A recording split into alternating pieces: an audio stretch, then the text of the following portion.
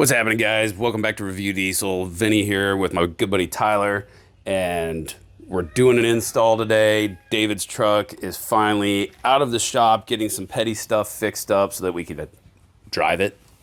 Mildly important. And so it's time to do some go fast goodies. Tyler's gonna kind of crawl around on the truck, see if there's anything else that needs to be fixed or repaired while we're here.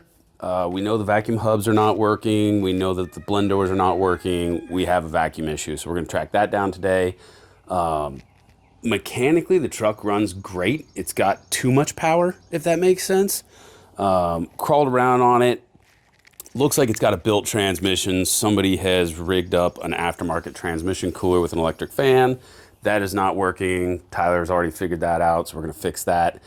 Big thing though today is we're gonna get the Edge Juice with Attitude installed. We're gonna get rid of that god awful K&N drop-in air filter. There's nothing I hate more on a diesel truck.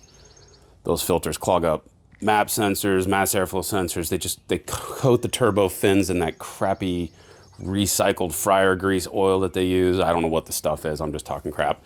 But I know what S&B uses, and it doesn't clog up MAP sensors and mass airflow sensors and turbo fins the way that the K&N oil does. So we're gonna get that junk out of here, get this turbo breathing a little bit better. And Tyler, what do you think? I think it's a good platform. I think we have a good base here. $6,000 truck, guys. Yeah, I mean, you can't go wrong. You cannot go wrong with a second gen that runs great, has no blow by, barks the tires, and sucks you back in the seat with nothing done to it as of yet. So good, healthy truck. We kind of are suspicious that it might have a bigger set of injectors in it because it does oral the coal. So we're going to try to clean that up with some tuning.